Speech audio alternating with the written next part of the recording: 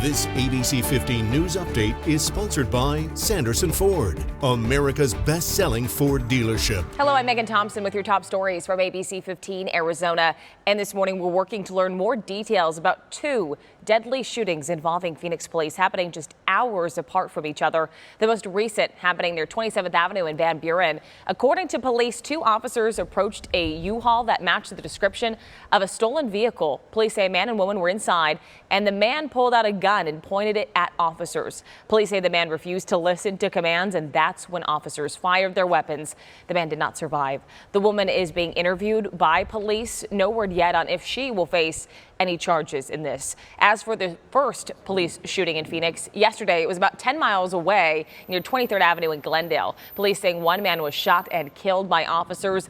That man, police say, fired a shot from a handgun. That's when one officer fired his gun. The man later died from his injuries.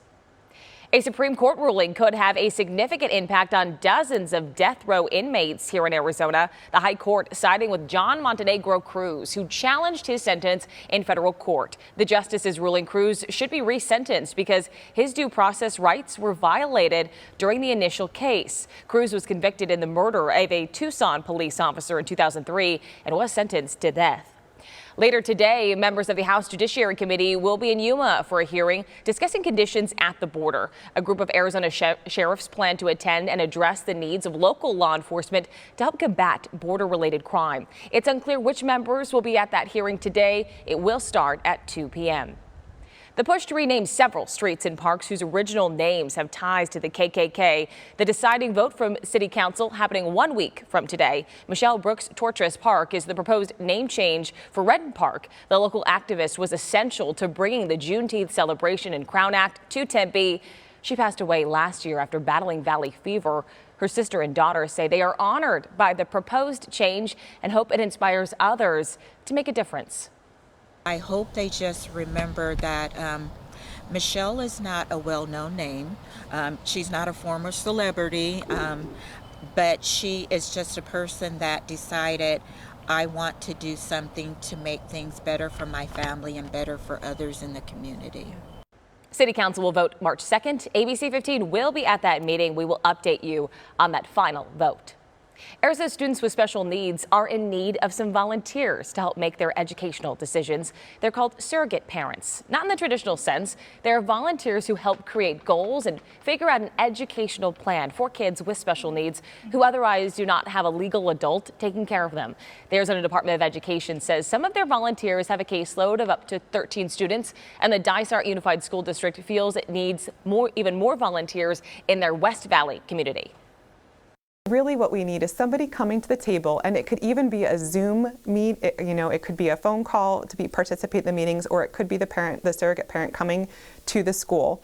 But it is just for the special education purposes of the students.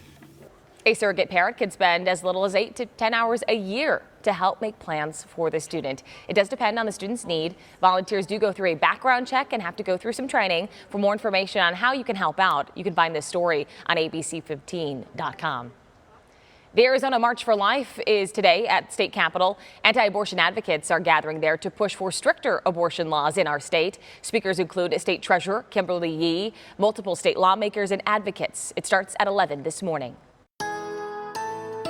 Tempe most accurate forecast. I'm meteorologist Iris Hermosillo. We're back in weather action mode as we track another round of heavy snow for the high country that will make travel hazardous across that pocket of our state. But for the valley, there's a chance for some more rain too, although our rainfall amounts will be less than around 1/10 of an inch of rain. We'll also get more breezes today, gusts near 30 miles an hour though today in the valley, as opposed to the 50 plus, even 60 plus mile an hour wind gusts that we were feeling yesterday. For the higher terrain, the snow levels dropping to about 3,500 feet today. Blowing snow will be a possibility, with gusts as high as 45 miles an hour up north today, and we could see around another foot of snow in spots like Flagstaff through the day today into tonight. The high reaches 60 in Phoenix today, 41 for Kingman, and Flagstaff only at 26. This is a weak disturbance that's going to bring that rain and snow. Again, much more action for the high country with this one, but then we've got another storm coming our way this weekend, and this one will bring more rain and snow across the state, more winds too, and another big drop in temperatures by Sunday.